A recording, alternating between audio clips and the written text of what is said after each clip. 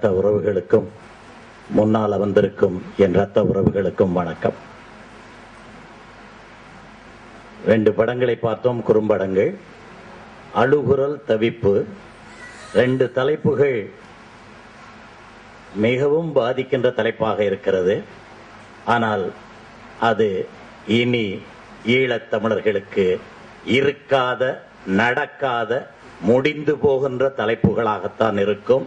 இனிமேல் ஈழத்தமிழர்களுக்கு அழுகுரல் இருக்காது, தவிப்பு இருக்காது, அது நிச்சயம். ஆனால் இங்கே இருக்கின்ற தமிழர்களுக்கு புகழேந்தி அவர்கள் சொன்னது போல் 36 மைலால் பிரிகின்ற காரணத்தினால் அந்த ஈழத்தமிழர்கள் கருப்பொருளாகி விட்டார்கள். அது வெறும் கருப்பொருளாக இருந்து விடக்கூடாது. ஈழத்தமிழர்கள் எல்லாம் இங்கே இருக்கிறவர்களுக்கு கவிதை எழுதுவதற்கும், வசனம் பேசுவதற்கும், அரசியல் நடத்துவதற்கும், கூட்டங்கள் நடத்துவதற்கும், படங்கள் எடுப்பதற்கும், இதற்காக மட்டும்தான் அந்த கருப்பொருள்கள் பயன்படுகிறார்கள் என்பதை சொல்லும் போது நான் மிக வேதனை அடைகிறேன். சத்தியமாக இரத்த கண்ணீர் வடிக்க வேண்டிய நிலையிலே நிற்கிறேன். ஏனென்றால் நான் கேட்கிறேன், பேரறிஞர் அண்ணா அவர்கள் என்ன சொன்னார்கள்? எவன் ஒருவன் என்னுடைய மொழியால், உணவு வகையால், உடை வகையால், கலையால், கலாச்சாரத்தால், பண்பால் எவன் ஒருவன் என்னை போல் இருக்கிறானோ அவன் என்னுடைய இனத்தவன் என்று சொன்னார். அப்படி என்று சொன்னால் அவர் சொன்னார், 12,000 மைல்களுக்கு அப்பால் இருக்கின்ற வெள்ளைக்காரன் எனக்கு அந்நியன், 2000 மைல்களுக்கு அப்பால் இருக்கின்ற டெல்லிக்காரன் எனக்கு அந்நியன், ஆனால் 16வது மைலுக்கு அப்பால் இருக்கின்ற ஈழத்தமிழரின் சகோதரன் என்று பேரறிஞர் அண்ணா அவர்கள் சொன்னார்கள். ஆனால் இங்கே என்ன நடக்கிறது?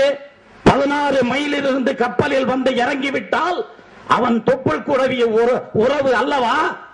இல்லையா? சொந்தம் இல்லையா? அவன் அகதியா? அகதி முகாம்களில் உட்கார வைத்து அழகு பார்க்கிறீர்கள், அகதியாக காவல் நிலையத்திலே கையெழுத்து போட வைக்கிறீர்கள்.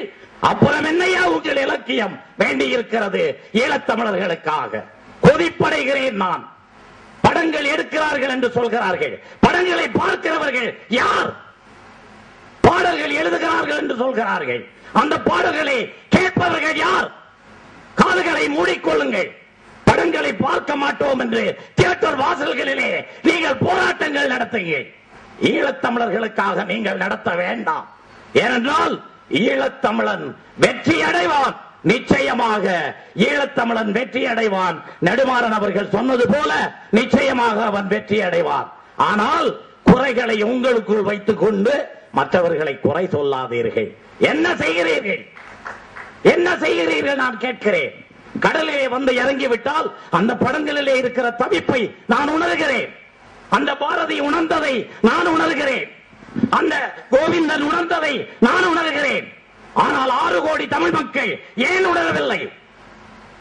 எங்கே நான் நிறுத்திக் கொள்கிறேன். ஏனென்றால் இதற்கு மேல் நான் பேசினால் காவல்துறை இங்கே இருக்கிறது. நன்றி, வணக்கம்.